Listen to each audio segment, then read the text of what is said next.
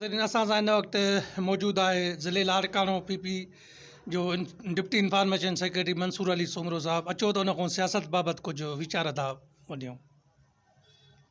जी जी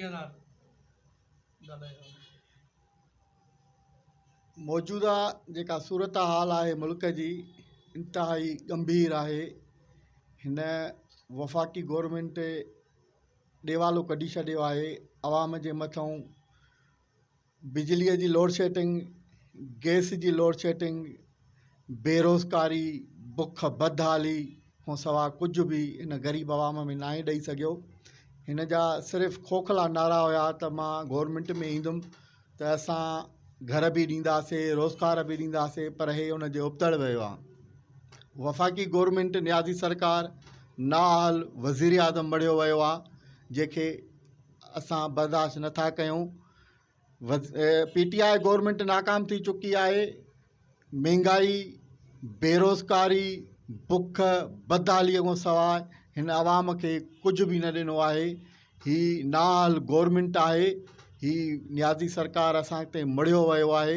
असांखे हू क़बूल न आहे। नाअहल वज़ीर आज़म हिन मुल्क खे नथो हलाए सघे। हिन खे सियासत करण जी ख़बर ई नाहे। पीपल्स पार्टी वाहिद पार्टी आहे जेका हिन मुल्क खे सही रस्ते ते हलाए सघे थी। मुस्तक़बिल जो वज़ीर आज़म बिलावल भुट्टो ज़रदारी साहबु आहे। हू पंहिंजी अमड़ ऐं शहीद ज़ुल्फ़िकार अली भुट्टे जे नक्श क़दम ते हली रहियो आहे। पाकिस्तान पीपल्स पार्टी अवाम खे रोज़गार ॾिनो आहे, अवाम खे रोड रस्ता ठाराहे ॾिना आहिनि। कल्ह नियाज़ी नाअहल वज़ीर आज़म हिकिड़ो बयानु ॾिनो आहे त सिंध असांजो सूबो नाहे, पर असां चऊं था पिया त हू असांजो वज़ीर आज़म नाहे। असांखे कंहिं बि सूरत में क़बूल न आहे। हुन सिर्फ़ु ग़रीब अवाम में महांगाई, बेरोज़गारी ॾिनी आहे, हुन खां सवाइ ॿियो कुझु बि न आहे। करप्शन एतिरी हिन गवर्नमेंट में थी आहे जो हुनजो मिसाल ई नथो मिले पियो। वफ़ाक़ी गवर्नमेंट असांजे बेटनि ते कब्ज़ा करणु चाहे थी। असांजे सिंध सूबे जूं 3 वॾियूं इस्पतालुनि उन्हनि ते कब्ज़ो करणु चाहे थी पई, जेको हरगिज़ पाकिस्तान पीपल्स पार्टीअ जी क़यादत ऐं सिंध गवर्नमेंट खे क़बूल न आहे। वफ़ाक़ी गवर्नमेंट हिन वक़्त ताईं हिकिड़ो अहिड़ो कमु ॿुधाए जेको हिननि 2.5-3 सालनि में करे ॾेखारियो आहे।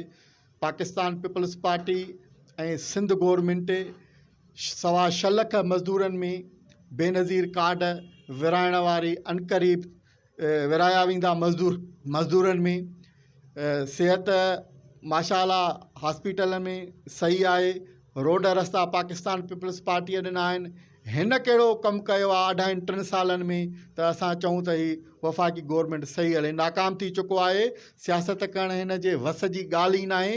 हे क्रिकेट वञी रांदि खेॾे, सियासत जी हिन खे कंहिं शइ जी ख़बर ई न आहे। पार्टीअ जी क़यादत जेको फ़ैसिलो कंदी सभिनी खे उहो क़बूल हूंदो।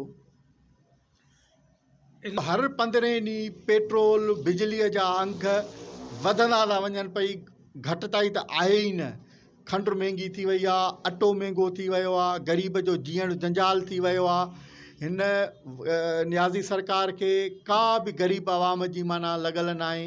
हू असां त बसि इहो मुतालबो था कयूं पिया त हिन खे हटायो वञे ऐं ग़रीब अवाम जी जान आज़ादु कई वञे। इमरान ख़ान इहो ऐलान कयो हुयो त मां 90 ॾींहंनि में हिन मुल्क जी तक़दीर बदिलाईंदुमि, पर असां इहो उन खां सवाल था कयूं 90 ॾींहंनि जी जाइ ते 2.5 साल तोखे गुज़री विया आहिनि, तो हिन पाकिस्तान हिन मुल्क जे लाइ छा कयो आहे? सिर्फ़ु महांगाई, बेरोज़गारी, बदहाली, करप्शन खां सवाइ कुझु बि तो हिन मुल्क में न कयो आहे। असां पाकिस्तान पीपल्स पार्टीअ जे नंढड़े वर्कर जी हैसियत सां हिन नवंदरे जे अवाम खे इहो पैगाम था ॾियूं त पाकिस्तान पीपल्स पार्टीअ जे त्रिरंगे झंडे खे, पाकिस्तान पीपल्स पार्टीअ जे त्रिरंगे झंडे खे हथ सां मज़बूत पकड़े उनखे मज़बूत कयो। पाकिस्तान पीपल्स पार्टीअ जी क़यादत खे मज़बूत कयो। बिलावल भुट्टे ज़रदारी साहब जा हथ मज़बूत कयो। पाकिस्तान पीपल्स पार्टीअ खां सवाइ ॿी का बि अहिड़ी पार्टी नाहे जेका अवाम जी ख़िदमत करे। अवाम जी ख़िदमत ते पाकिस्तान पीपल्स पार्टी यकीन रखे थी। पाकिस्तान पीपल्स पार्टी शहीदनि जी पार्टी आहे। उन में शहीदनि जो खून शामिल आहे, उहो कॾहिं बि ख़तमु न थी सघंदी। बिलावल भुट्टो ज़रदारी साहब पंहिंजी अमड़ ऐं पंहिंजे नाने जे नक्श क़दम ते हली रहियो आहे। इंशा अल्लाह ताला पाकिस्तान पीपल्स पार्टी अञा वधीक मज़बूत थींदी।